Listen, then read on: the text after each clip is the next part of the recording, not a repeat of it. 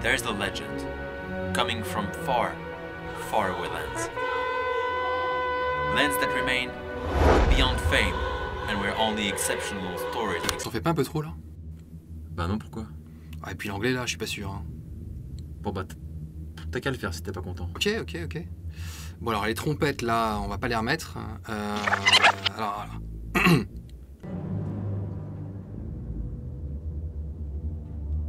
Il y a une légende que l'on raconte dans les terres les plus reculées. Là où seuls parviennent les récits d'êtres exceptionnels, au destin hors du commun. Là où l'on fête ses héros en érigeant des statues qui rivalisent avec les montagnes. Ouais, c'est pour mieux. Hein. Une légende qui traverse les océans les plus féroces. La légende de Clotilde et Romain. On sait peu de choses sur le passé romain. Les premières traces que l'on retrouve de lui remontent avec peine au début de l'aventure qui le rendit célèbre, sur le Taxum es Sodum, un fier galon dont il prit le commandement pour découvrir les limites du monde. Le départ de l'expédition se fit à Sète, charmante ville du sud de la France, et il fit cap vers l'île de la Martinique, sous les vents cléments. Ouais, comme le rhum quoi. Ou attention le jeu de mots là. Hein. Aucun nul. De là, après avoir convenablement chargé les cales de tout le rhum qu'elles pouvaient contenir, le Taxum et Sodome reprit la mer. Après le passage du canal de Panama, le vaisseau fut pris dans une violente tempête qui désorienta le capitaine et le conduisit malgré lui sur l'île de Tahiti. Son équipage tomba sous le charme de filles au senteur de vanille alors que Romain succombait 6 mois durant l'enchantement d'une Rai Rai, connue sous le nom de Madame K. Heureusement, les trompettes du destin résonnèrent et le tirèrent de ce sortilège. Le retour fut difficile, pas un brin de vent, la faim tenait l'équipage et le rhum venait à manquer. C'était sans compter sur l'aide de vents amis qui soufflèrent de concert pour donner aux voyageurs un nouvel élan. Et alors que tout portait à croire qu'ils étaient saufs, le galion dériva vers une zone où peu de marins osaient s'aventurer. Ils ne tardèrent pas à tomber sur la terreur des mers du Sud, les redoutables sirènes lindées. C'est ici que Romain rencontra pour la première fois Clotilde.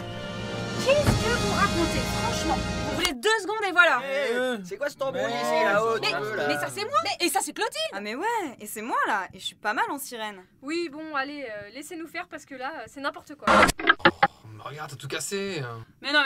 Alors, reprenons depuis le début pour tout comprendre comment ils se sont rencontrés. Commençons par les origines de nos 2 protagonistes. Mais quoi, les origines de nos 2 protagonistes, là?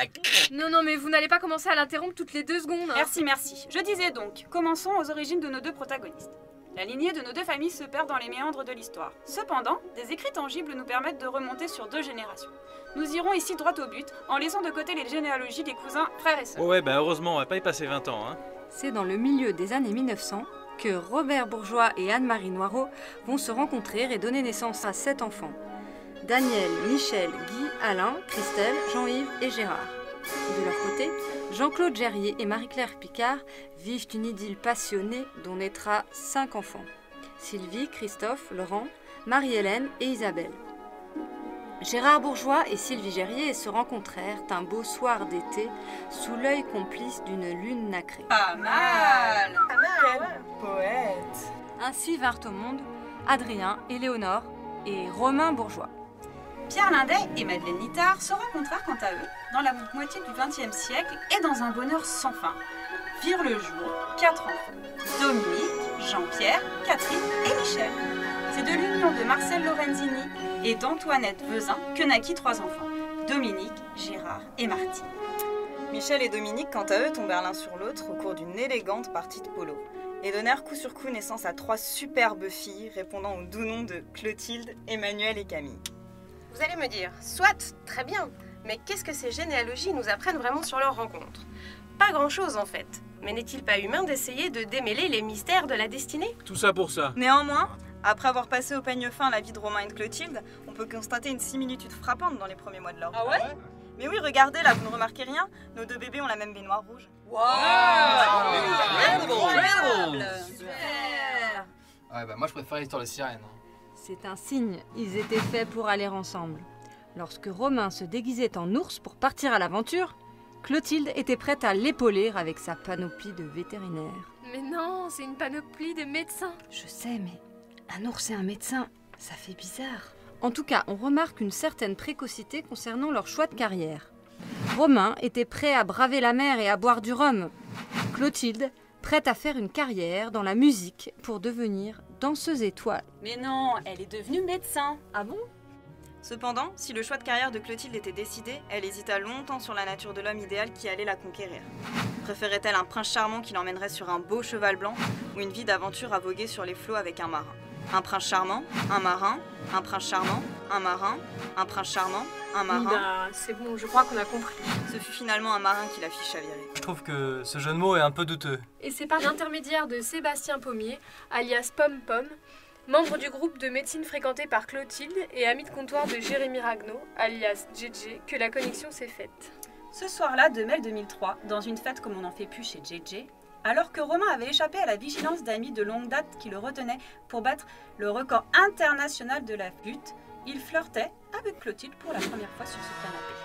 Non mais n'importe quoi. Il était pas du tout comme ça, moi, mon canapé. Ah bon? Bah il était comment? Non mais je sais plus, moi, ça fait un bail que je l'ai plus, ce canapé. Bah non, comment ça? Non mais tu crois vraiment que j'avais un canapé comme ça chez moi?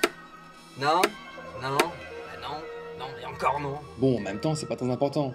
Le fait est qu'ils se sont rencontrés. La suite, vous la connaissez. Romain et Clotilde se sont installés à Lille. Ouais, enfin, pour un temps seulement. Depuis, Clotilde est devenue une personne très influente en faisant régulièrement la une de la Voix du Nord. Elle est devenue une grande avocate. Médecin! La suite, vous la connaissez. Voilà.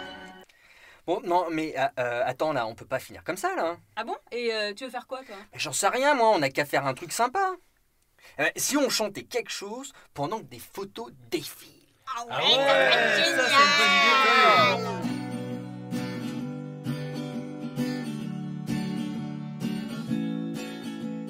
Vous êtes parti pour faire un tour, mais on sera toujours là. Ne vous inquiétez pas, on connaît l'adresse de chez vous. Venir à l'improviste, dormir sur votre canapé, vider votre frigidaire sont des choses qu'on sait faire.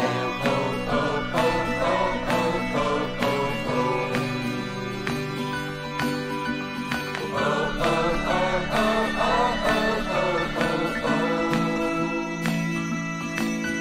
Entre lui qui part en Martinique et qui trouve du travail à Lille, on a un peu l'impression que vous essayez de nous fuir, mais vous êtes nos meilleurs amis.